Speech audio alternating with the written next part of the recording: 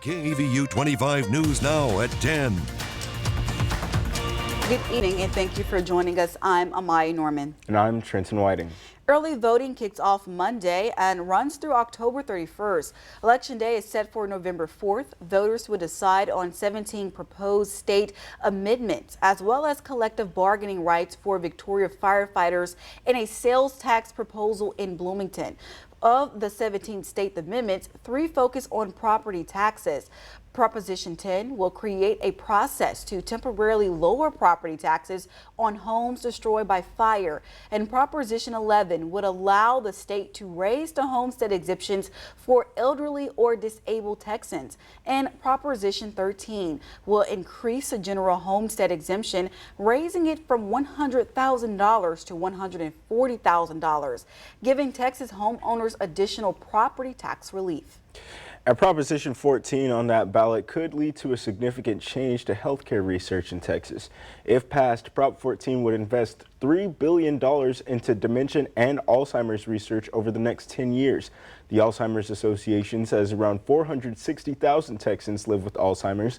And the association also says Texas would become a national leader in dementia research, potentially creating a new precedent for other states in a search for a cure. There are hundreds of thousands of Texans that have a diagnosis. There are over 1 million unpaid caregivers. My personal experience was that my father had to retire early to take care of my mother. That happens every day. You know, your neighbors, your family members, your church members, you know, people that you work with. There are lots of people that give up a lot to care for your loved ones. And that is why we do what we do. There is currently no cure for Alzheimer's, but treatment options are available. Early detection is key for getting the best results from care. Now let's go to Jacob Lozano with the first look at our forecast. Jacob, now earlier this morning when I was going to church, the weather did feel kind of cool, but warm to me. I don't know how it felt to you, but I wasn't out there. Okay, never mind. But Jacob, can you give us any updates on how the weather will be looking for this week? Of course, I think 65 is a pretty cool, nice morning in my book per se, especially with the drier wind rolling in. But 93 degrees was our high. It was still a bit warm, even though that front had moved on through. Almost 10 degrees above average for this time of the year. But I think I like tomorrow morning. 61 for the low. We're going to be jumping close to the upper 50s possibly there for 7 a.m. tomorrow morning. So maybe a little light jacket, but it's really just going to get taken off over the next couple of hours. Probably about 10 o'clock we'll start seeing that 80-degree mark. But we are watching for a little pop-up shower there in the morning time. We start to see little isolated pockets there, and it actually moves up north by 11 a.m. And that's going to really just be it for the day. Just that one little shower that's going to be popping up over there. But we do have another little, we'll call it a frontal system on the way. And it could help with our rain chances. I'll be talking about that coming up in the full weather report. Amaya? Some scary moments aboard a United Airlines flight on Sunday. As the plane landed in Houston, Texas, United Flight 2662 was arriving from Chicago when 2 of its tires blew out. 2 passengers on board said several people screamed after hearing a loud sound. They say the plane began to bounce a bit after it landed. The flight landed safely and passengers took a bus to the terminal. No one was hurt, and it's unclear what caused the damage to the tires. An Emirates cargo plane flying from Dubai to Hong Kong skidded off the runway into the sea while trying to land. That's according to an operator at Hong Kong International Airport where the incident occurred. It happened around 4 a.m. Hong Kong time on Monday. 4 crew members who were on board were rescued. However, a vehicle near the runway is suspected to have been struck by the plane. 2 people were inside that vehicle, and local media is reporting the deaths of them both. The northern runway at the airport is closed while 2 others are still operating. 3 people were hospitalized after a shooting early Sunday morning at the Oklahoma State University campus in Stillwater. Police say it happened in a campus dormitory, and at least one of the victims is an OSU student. It was homecoming weekend with many alumni and family. Campus police say there was a large private party off campus Saturday night, and after the party, a group came back to the dorm where the shooting took place. So far, no suspect have been identified, but police say there is no ongoing threat to public safety. A brazen robbery carried out in broad daylight Sunday morning. Authorities say thieves stole valuable jewels from Paris's famed Louvre Museum. And the museum, which usually has thousands of visitors every weekend, was evacuated and remained closed among the investigation. ABC's Andrew Dimbert with the details. The robbery unfolding in a matter of minutes. Authorities say 4 thieves arrived at the Louvre Museum in Paris as it was opening around 9:30 a.m. Sunday morning. Investigators say robbers used the ladder seen here to reach this balcony, then broke windows to access the Apollo Gallery, which houses Napoleon and French crown jewels. They say the suspects then used small chainsaws called angle grinders to steal several pieces of valuable jewelry. Authorities say one piece was dropped outside the museum. A French newspaper reporting it was an emerald-studded crown of Napoleon III's wife, Empress Eugenie. American tourists Joan and Jim Carpenter described some of the chaos as the museum was evacuated. We were just ready to go in to see the Mona Lisa when they swept us out of the gallery, swept us down the stairs by the Winged Victory. Then we were headed out the exit. We didn't realize the whole museum was being evacuated. Lots of confusion, lots of misdirection, Then they ran us all out. Experts say the concern now is that the pieces will be broken apart and essentially sold piece by piece. The fear is that it gets broken up and sold because a consumer will have a very, very difficult time telling that, hey, this emerald came from, say, a crown. There is an urgent manhunt for the suspects who police say escaped on motorbikes. France's interior minister has said the team of robbers seemed highly trained. Andrew Dimbert, ABC News, New York. Port Lavaca is entering its 3rd week of sanitary sewer testing starting Monday. Public Works crews will use a non-toxic smoke to locate breaks or defects in the city's sewer system. Officials say the smoke is harmless and possess no fire risk. Residents are asked to pour water into sinks, bathtubs, and toilets to help prevent smoke from entering their homes. If smoke does appear indoors, it could indicate a leak. Homeowners should contact the Public Works Department at 361-552-3347 to schedule an inspection. The Victoria County Commissioners Court will meet Monday at 10 o'clock. The meeting will take place at 115 North Bridge Street in room 241. Some of the key items on the agenda include a discussion on enacting a burn ban in Victoria County and updates on the Victoria County Mental and Behavioral Health Facility project. Commissioners are also expected to review other county matters during this session. And the jury summoned for Monday, October 20th at 8:30 a.m. has been canceled. According to the Victoria County Courthouse, juries scheduled to report at 115 North Bridge Street do not need to appear. Officials say this jury summon will not be rescheduled. Now, for more on today's news stories, come to crossroadstoday.com. And don't forget to submit your birthday wishes. Carolina Estrain and Parker Cox will read them live on 25 News Now Sunrise. You can also submit a local military hero so we can recognize them. The U.S. takes aim at drug traffickers once again. Hear what officials say about the latest deadly strike in the Caribbean. And our frontal system has moved on down towards Mexico. We do have high pressure, though, rolling in. We'll be talking about rain chances when we come back.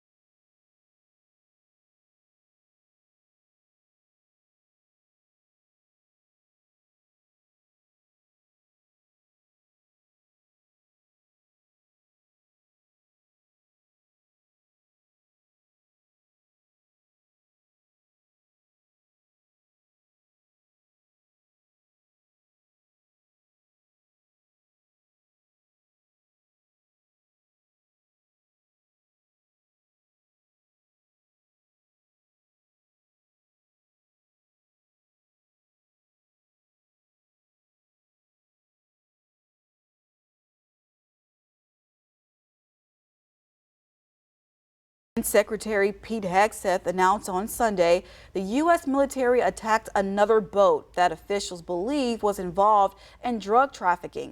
Hegseth said 3 men on the boat died in the airstrike. The attack happened on Friday. Hegseth said the boat was affiliated with a terror group in Colombia and has substantial amount of drugs on board. This is the 7th known strike the U.S. military has carried out against suspected drug smugglers in the Caribbean. The Trump administration has stepped up its efforts in recent weeks to stop illegal drugs like fentanyl from reaching the United States. But some members of Congress have criticized the military actions. They say the Trump administration policy is illegal and should stop. Now to President Trump threatening to cut aid to Colombia. The president calling that nation's president a, quote, illegal drug leader. But the country has long been one of America's closest allies in the war on drugs. Here's ABC's Christine Cordero with more. Tonight, President Trump threatening to cut all U.S. aid to Colombia, accusing the country's president of being an illegal drug leader. Trump posting that Colombian President Gustavo Petro is doing nothing to stop drug production, warning him to close up the cartel's killing fields immediately, or the United States will close them up for him, and it won't be done nicely. The fiery message comes just hours after Petro accused the U.S. of killing an innocent fisherman during U.S. strikes on vessels in the Caribbean Sea. Petro writing, U.S. government officials have committed murder and violated our sovereignty in territorial waters. That strike, one of 7 such attacks on suspected drug boats since Trump declared earlier this month that the U.S. is in armed conflict with the cartels, justifying the use of deadly military force. 32 alleged traffickers have since been killed, according to the administration. Their identities remain unknown. Trump is calling them narco-terrorists. That was a drug-carrying submarine built specifically for the transportation of massive amounts of drugs. But the administration is providing no evidence that those killed were attempting to ferry drugs to the U.S., alarming even some Republican allies. All of these people have been blown up without us knowing their name, without any evidence of a crime. On Thursday, Admiral Alvin Halsey, the commander of U.S. troops in the region, suddenly stepped down after serving less than a year in the post. Neither Halsey nor the Defense Department have explained the move publicly. Christiane Cordero, ABC News, New York. Gas prices are inching lower. AAA says the current national average price for a gallon of regular gasoline could reach the $3 mark for the first time in 4 years. In the past week, the average has dropped more than 5 cents a gallon to $3.05. The travel agency says several factors are behind the drop, including lower demand, falling crude oil prices, and a cheaper winter blend gas at the pump. Also, hurricane season has not impacted oil refineries or drilling along the Gulf. Experience our digital streaming service, Crossroads Today Plus. Stream our daily newscast and much more using your connected TV. Just download Crossroads Today Plus on your Roku, Amazon Fire TV, Apple TV, or Android TV. Search Crossroads Today Plus. Well, when we come back, we've got a very weak frontal system on the way down that could slightly increase our rain chances for the week. I'll be talking about that coming up.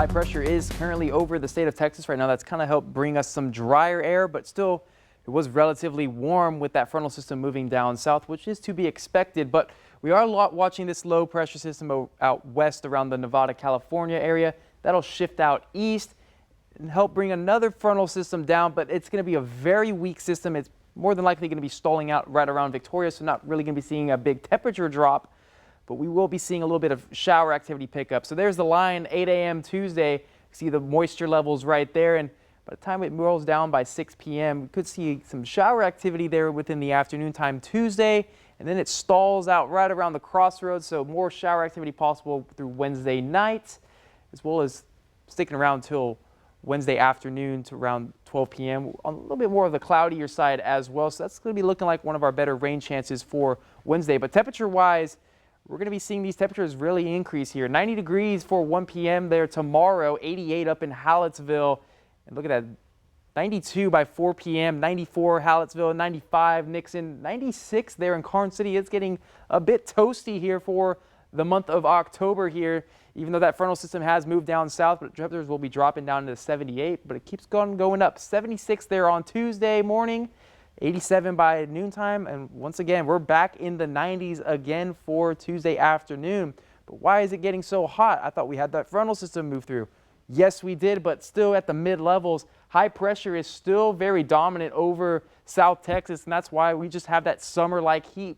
That area in red indicating very high pressure there, typically summer type of high pressure there, as well as more of a lesser summer like in the orange area, but that's just why it's so hot. It's just like a pressure cooker for us. Now we're also watching out west here for the weekend. We've got a mid-upper level low off the coast of California. That's going to shift out towards the Texas Panhandle area here by Friday.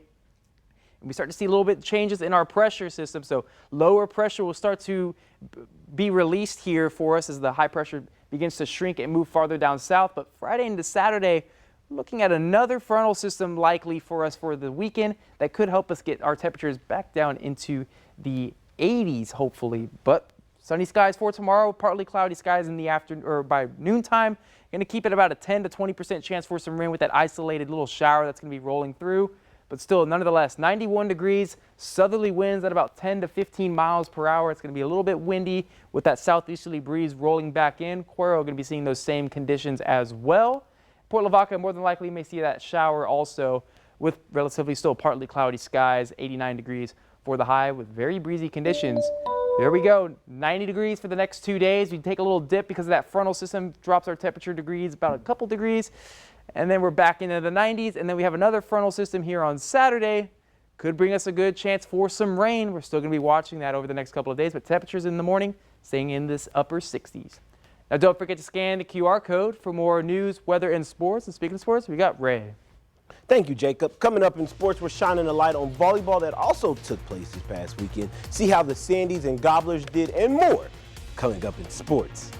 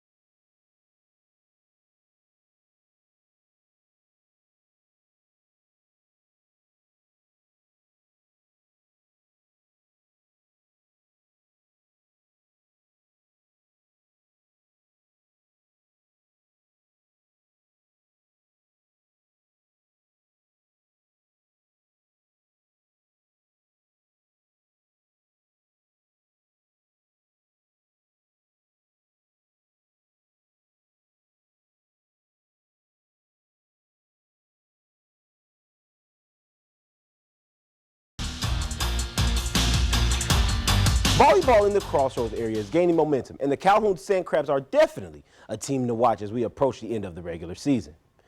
Coach Tynes and the Calhoun Sandies claimed another district championship after defeating Jones from Beeville in 4 sets. They took the first set 25-18, dropped the second set 25-17, but came back strong to win the next 2 sets. The stage is now set for some elite volleyball action this postseason. The Sandies will host the number 3 team in their district, the Sinton Pirates, on Tuesday at 6 p.m. They will then close out the regular season against Gregory Portland next Tuesday. And staying with volleyball here in the Crossroads, let's take you back to Friday night. Just before the big game matchup between Cuero and Sinton kicked off, it was senior and parent night for the Cuero's volleyball team. They took on San Antonio Memorial and set the tone for Gobblers athletics with a strong performance. Jessa Cox led the team in kills with 26 after dropping a close first set 25-23. That would be the only set that they lost. The first 3 sets were all tight battles, but in the 4th set, the ladies pulled away, winning the game. Final score 25-15. This Tuesday, Cuero will prepare to face Livonia on the road. And yesterday morning, the high-octane energy was alive and well at Gobbler Stadium once again. The Little Gobblers Football League faced off against Shiner's Little League team. The freshman squad fell short, losing 42-18, but the story was very different for the Gobblers junior team. They took control early on in the first quarter, catching fire with several great catches, impressive runs, and multiple touchdowns. The junior defense was dominant, holding Shiner scoreless throughout that game. The Gobblers junior Little League football team secured a convincing 54-0 victory. They'll return to Gobbler Stadium November 1st early in that morning. And good news keeps coming out of College Station. Texas A&M remains one of the few teams undefeated in college football. After yesterday's impressive win against Arkansas, the Aggies have climbed to a top 3 spot in the AP poll. And just ahead of them are Indiana and Ohio State. This Saturday, the Aggies face their ultimate challenge as they prepare to take on SEC powerhouse and top-ranked rival LSU. And your NFL Sunday saw the Cowboys take on the Washington Commanders. This game did see CeeDee Lamb take the field, and the Cowboys' hot start saw them up by 3, and Dak throws a long one to CeeDee Lamb. Bad coverage on Washington's part. You just never want to do that with a star receiver like that. For a 74-yard touchdown, Lamb did lead the game with receiving yards with a total of 110 yards. Cowboys grabbed their 3rd win of the season. Final score, 44-22.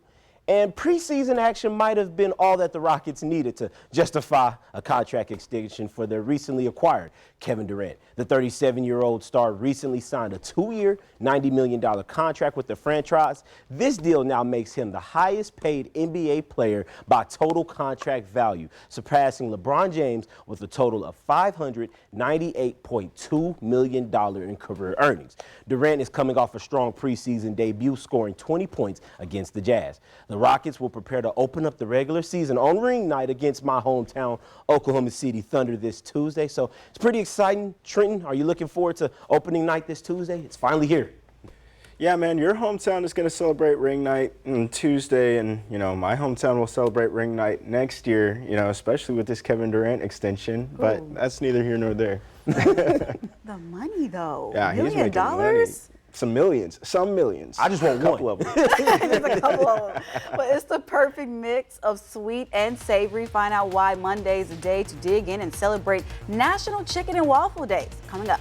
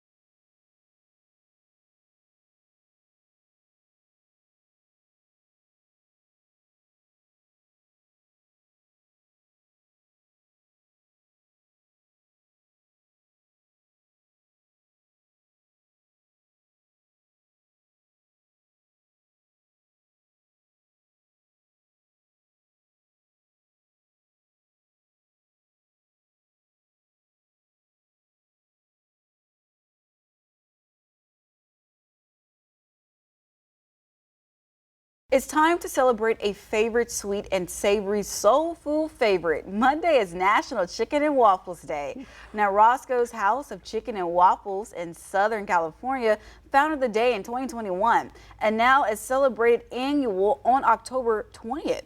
What's not to love about this tasty combination? Chicken and waffles is hearty, satisfying, sweet, and you can have it for breakfast or dinner. Yeah, I'll have it for both tomorrow. Breakfast, lunch, dinner. Chicken and waffles is really, really good. That's like my favorite, especially like if you go to, well, I don't know, IHOP. No, that's different. That might be different. That's Waffle House. That's different. No, Waffle House doesn't have chicken and waffles. They don't. No, they don't. No. It's been a long time. It's IHOP. That's IHOP. Oh, IHOP does. Have chicken and waffles. You suggesting an idea to Waffle House. Hope you're watching. Oh my gosh. I do miss a good Waffle House. No, I do too. You know? I think I'll just have some waffles. I think I'll have some chicken waffles and waffles tonight is the best combination. Sounds good. But let's go to weather to see how, is it good weather for chicken and waffles? Yeah, we'll be eating it outside. I don't know what type of climate you want that in, but the morning's going to be nice and cool for it. We'll have 61 degrees for the morning, so maybe a little light jacket, but as you see there for Monday for our high at 92 degrees, it's going to be a bit warm. It's going to stay warm. We have a slight little frontal system moving in Wednesday that could kind of help bring up our rain chances, and then something for the weekend that we're going to continue to watch that could help drop our temperatures.